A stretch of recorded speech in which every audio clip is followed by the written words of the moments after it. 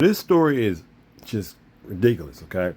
This is a story about a black town, black people in this town, okay, who were poisoned by the government years ago. And it highlights how this stuff is actually happening today. All right, the government knew what they were doing. They're trying to hide from it. But even recently, like a few years ago, there was this thing where there was like smoke in the air. I remember here in Philly, it was a bunch of smoke in the air. And I thought that there was a fire somewhere. Come to find out, they said, oh no, it's smoke from Canada. And I was like, I don't believe that at all. Okay, I don't believe that that's the truth if that's what's happening. All right, well, this story sheds a lot of light on that and what's really going on. Watch this. If you like this video, hit the like button, please, and please share this. Okay, let's go. Tonight, we're shining a light on a dark and largely unknown chapter of American history. During the Cold War, in the name of preparing for the Soviet threat, the U.S. government conducting human experiments on its own people, unwitting Americans without their knowledge or consent. Children, some of them orphans, were fed radioactive oatmeal. They were told they were joining a science club, promised a quart of milk a day, a trip to the beach. Years later, they testified about the after effects, reporting lumps on my arms, my stomach. And then in Tennessee and California, pregnant women were given a radioactive cocktail at top universities to see how it crossed the placenta to their unborn babies, some later suffering miscarriages, illness, and cancer. These are not conspiracy theories. They are documented government experiments. And now at News Nation, we are asking, what were they doing in St. Louis? I went on the ground as residents tell me about a mysterious fog sprayed through their neighborhood when they were kids. A fog that moved like a ghost, clung to their skin, and settled over more than 10,000 Americans who lived there. If you have There. They didn't ask for our permission. We didn't ask for them to spray us. My government used me like I was a guinea pig. They're waiting us out. Pretty much. Sorry about that too. That was if y'all seen it, that was a commercial that I had to get past there, okay? But pretty much, all right, you see what they said? It was a mysterious fog. I don't know if y'all remember that, but it was the same thing here. In other cities, a mysterious fog. All right, they gave a lie for it. Let's continue. They're waiting on all of us to die. The U.S. Army now admits they sprayed a chemical containing cadmium, a known carcinogen, but they do not admit harm. Residents tell me they've been getting sick, some of them with rare cancers, and they're asking, was there anything else in that spray? I investigated what was in that fog and why the truth may still be buried. The fog drifted through the streets like a ghost. That's exactly what it looked like, a thick fog. It was summertime, it was hot. We would just run through it as fast as we could and then try to just cool ourselves off. It stuck to you. the spray was so foul as far as the odor, it made some of us have headaches, nausea, dizziness. That's what I remember. It made me sick. It wasn't the Now let me say this: if you felt that way when there was all of that smoke, okay, and fog from that supposed smoke or whatever that came down some time ago, let me know in the comments, y'all. Let me know in the comments if that happened to you. Let's continue. weather. It was an eerie smoke descending from rooftops, rolling from the backs of trucks. Regular flatbed truck, but it had a big machine on the back. And it had a big nozzle that really sprayed fog you couldn't even see through. It was that thick. And it really, we felt it as it would adhere to our skin. And as far as the guys on top of the buildings, they tried to portray them to us as maintenance workers. But we was like, what is a maintenance worker doing? And basically a hazmat suit. And they had masks and goggles. In the 1950s and 60s, in secret, the U.S. Army sprayed zinc cadmium sulfide into the air of a St. Louis housing project, a largely black neighborhood called Pruitt-Igoe. It was a lose-lose situation for us in Pruitt-Igoe. We were subjects. We were subjects. They didn't ask for our permission. We didn't ask for them to spray us. My government used me like I was a guinea pig. The government said, hey, y'all black, St. Louis, we're going to use y'all as guinea pigs, and if y'all die, so be it. Okay, that's why I have so little respect for the United States of America, and it's just the truth. Okay, people want to get up and you know, salute the country and all kind of stuff. I ain't doing none of that. Never have, never will. Never have, never will. Neither should you. Okay, my salutes and my honor is to God and God alone. It ain't to this nation, okay, which is simply New Babylon. If you really want to get into it, That's what it really is. Okay, mentioned in the Bible is not anything that we should be honoring. We should be singing songs to this nation. None of that. All right, they did this stuff. They knew what they did, and they still doing this stuff today. That's the crazy thing. They still doing this stuff today. I'm not going to stuff that happened this a few years ago, because I know if I were to speak about that stuff, they would delete my video like they did before. Okay, I put videos up about it, and they deleted my video, almost took my whole channel down just for me mentioning this stuff. So I can't even talk about that. But hopefully this could stay up. Let's continue. We're standing at where Pruitt-Igoe used to be here in St. Louis, and it's hard to believe more than 10,000 people used to live here. As we bring our drone up, you can see it's mostly just an empty lot now, overgrown with trees. This used to be filled with 33 high-rise buildings. It was all demolished in 1976. And according to the National Research Council, St. Louis was chosen for spraying experiments because it had similar characteristics to Soviet targets like Moscow in terms of... Oh, it had characteristics of black people living there. They said black people, they so poor. These black folks here, I should say, and all black people are poor, of course, but they said these black folks here, they living in the projects. We're going to take advantage of them. Let's use them as subjects. If they complain, nobody will care, especially at that time. Nobody will listen to what they got to say. All right, we can do what we want to do. And to this very day, the United States has all of this stuff on record. They don't care about none of that. But they want to come into our communities and tell us that we need to get right and this and all this kind of stuff. No, how about y'all get right? How about y'all do what's right by us? For all of these years, y'all done all kind of stuff to bring us down, to force us down, but it's only by the hand of God that we overcame. All right. And everything they say is just a lie. Okay, it's just, oh, we did it because, no, it's a lie. You did it because black people was there. It's as simple as that. Also, you guys may be saying, why don't you just let the video play? I hear people a lot of times in the comments say, let the video play. I can't just let the video play. It's against the rules of YouTube. Just play a video. If I do that, my video can get claimed or taken down. It can mess my channel up. I have to talk and offer commentary on these videos. Okay, so let's continue. Just give you all an explanation if y'all wonder why I had to stop it. Why I'm stopping. I have to stop it. Okay, everyone on YouTube has to do that, or your stuff could just be taken down. Okay, let's go. Population density and terrain and proximity to a river. The government now admits to a secretive series of Cold War tests, including one dubbed large area coverage. More than 30 tests conducted across the U.S. and Canada, spraying zinc cadmium sulfide from planes, rooftops, and vehicles to simulate how a biological attack might spread. I got a friend that always says it. He says that he believes that the planes at certain times were spraying stuff over the city, or over our city, okay? We're spraying stuff out. And I know another lady that said the exact same thing. And I heard people say, and I'll be like, I don't debate that, but I'm not really looking into that.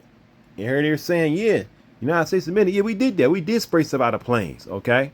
Yeah, we were releasing all kind of stuff on y'all. You wonder why you getting sick out of nowhere? They testing all kind of stuff.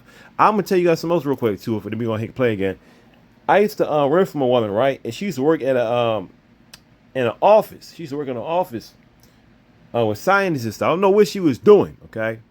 But I know that she used to work in an office with different scientists. And she said that, well, not an office, whatever you call it, I guess like a laboratory, I should say, my fault.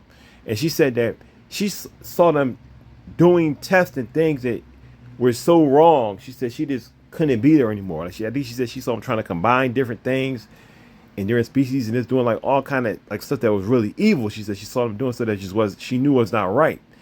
And she said she used to always tell me, you'd be surprised what these people would do. Okay, and it was like she felt it was against God what they were actually doing. So these people was actually doing. She had to eventually leave. Okay, there's a lot of stuff going on. The fact that they would just spray this on people, knowing these people could lose their lives, and they don't care. Let's just test it to see what happens. You think they're going to test it in a white neighborhood? No. You think they're going to test it in their neighborhood? No. They're going to test it amongst black people who they feel are the least important. Let's continue. To prepare for potential warfare against the Soviets. Many of us been in the military and had top secret clearances. We know how it works. We have died for America. We have fought for America. You are a veteran. I am United States Air Force veteran. Dr. Starks, you're a veteran as well. Yes, I am. I'm an Air Force veteran also. Is there a sense of betrayal here? Definitely. They want to know if those secret tests have anything to do with what they're observing with their own eyes. I lost my two older siblings to cancer. I lost a brother last month. I've been diagnosed recently with a rare form of lymphoma. I had cancer of the left kidney, had partial removal of my left kidney. News Nation reached out to the Army for answers. They provided a one-page response. It says the Army's own Center for Health Promotion and Preventive Medicine investigated in 1994. And they said, hey, inhalation exposure will not pose a health risk. This is the Army saying that. Of course, they would know. Inhalation exposure will not pose a health risk. And as I told you guys on this page before, with my community group, I don't know how much in depth I've gone into this story, but my community group, there's a community in West Philadelphia, all right, where you do a lot of work at anyway over the years. There's a community in West Philadelphia, an actual block or actually it's not one block, it's a few blocks, right, that was hit with this chemical called tetrachloroethylene. All right, this is a chemical that's released in small doses from laundromats. Okay, you probably, if you've ever been to a laundromat, sometimes you may smell like chemical in the air that smells kind of off. That's like the runoff. It's a chemical that is released many times into the air, and it's hazardous if it's breathed in at high doses. Okay, now here in Philadelphia, there's a certain area in West Philadelphia, in an area called University City, and like at the top of that area going into other parts of West Philadelphia, where that chemical tetrachloroethylene was released from a laundromat that had closed. Okay, and it like ran basically down a block, all right, for some time. And what happened was when that laundromat closed with other stores, okay, when the area started to change and gentrification, all that kind of stuff, this chemical essentially was in the ground. And what happened was, make a long story short, one of our members of our community group, his whole entire block, just like these people said they all got cancer, almost his whole entire block had also received cancer because of this chemical. And the reason why was because McDonald's had actually bought the area where the laundromat was, and they disturbed the ground, okay, trying to dig up, because it was basically like a brownfield, okay. But they did not what's called remediate, which means to properly clean that area, okay. And they actually were the government, the EPA, I believe it's the EPA, Environmental Protection Agency. I think it's EPA if I'm not mistaken, okay. They essentially said, look, y'all are not meeting our requirements, okay, to remove this stuff. And McDonald's actually got sued in the 90s because of this, or early 2000s. And then recently, maybe like 2 years ago, they sent our group, actually I think 3 years ago, they sent our group a letter saying that they still not clean the area up. My friend actually, who was part of the group, actually had to move, okay, from where he was at because it was that bad, okay. Almost everyone on the block got cancer. Even his own wife got cancer. And when she got cancer, they had no clue that was why that was happening, okay. They just thought, oh, she's older, she's getting cancer. None of us thought that's what was going on, okay. So these people right here, they're saying, oh, so-and-so had cancer, so-and-so had cancer. You may watch that and say, oh, well, it's just coincidence. A lot of people get cancer. No, it's these chemicals that cause this stuff. Okay, this stuff is real. It causes this stuff. And these people, these scientists, they know that. All right? I mean, for all we know, they could be working with developers and people trying to say, look, we want to get these black folks out of these neighborhoods. Seriously, what could we do? So fly a plane over the area. Okay? Fly a plane over the area, spray some chemicals out. You could do all kinds of things to get rid of black folks. Of course, they do other things like, they'll have someone, they may want to get a building. If they can't get it, they'll start a fire and say, oh, the building caught on fire. And they actually start it. They'll pay somebody to start a fire. And then say, oh, the building burned out. I've seen that plenty of times, even in this city. And all of a sudden, the building is torn down, and then some developers come and take it. Okay, let's continue. So this is the stuff these people do. These are evil, heartless folks. All right, let's continue. Found inhalation exposure would not pose a health risk. They also cite later corroborating reviews, including a 1997 review by the National Research Council. Perhaps they assumed we wouldn't read the NRC's 380-page report, but we did, and the Army's statement doesn't show the full picture.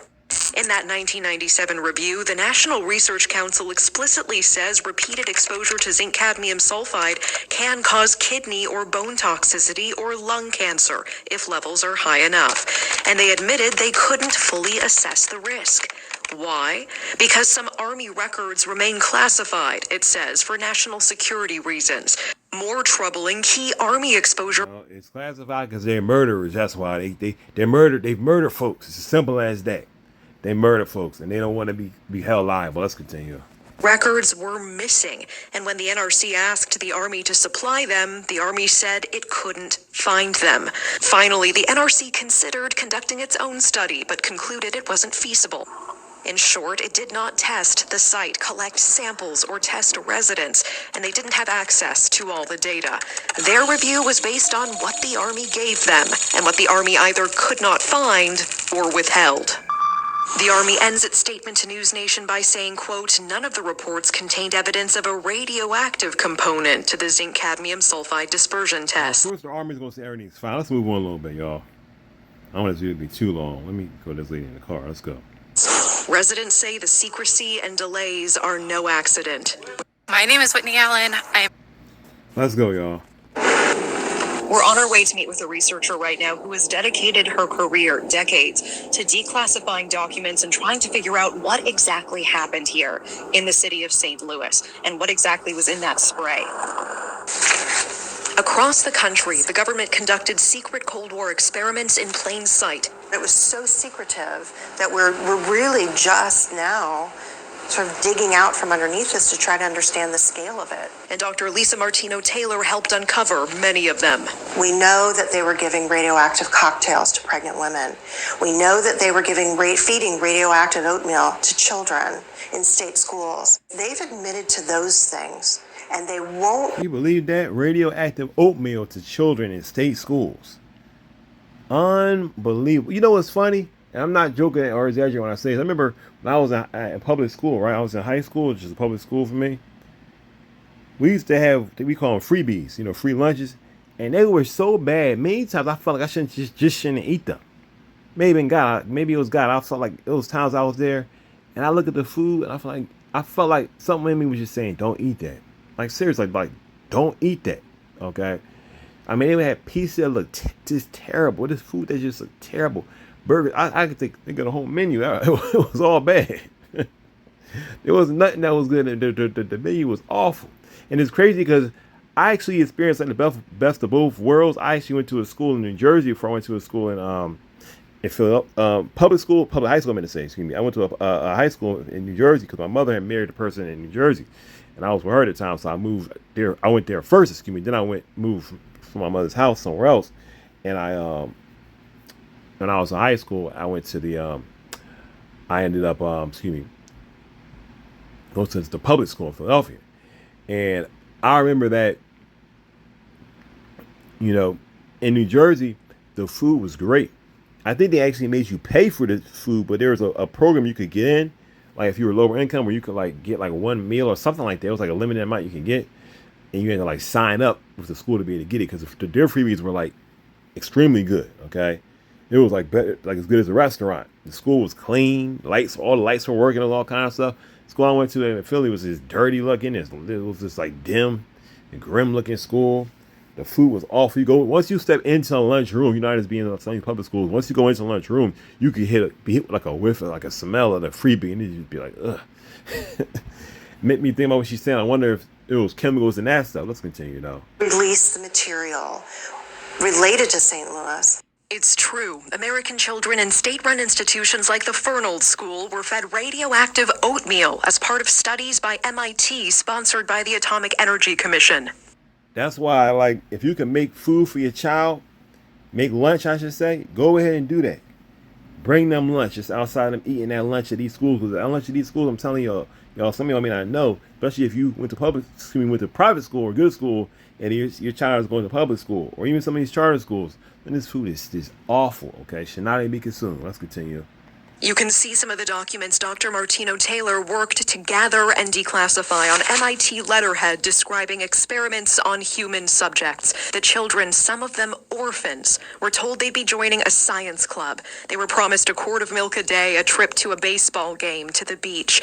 A copy of the 1994 congressional hearing shows those children, now grown, describing being told the oatmeal was just vitamins and recalling the health problems that followed. Lumps on my arms, my stomach. Pregnant women were also unknowingly given radioactive iron at top hospitals in Tennessee and California to study how radiation crossed the placenta, some later reporting miscarriages, illness, or birth defects. A class action lawsuit resulted in a settlement in the 90s. Do you believe the U.S. government sprayed some kind of radioactive material on the residents of St. Louis? I believe that they did.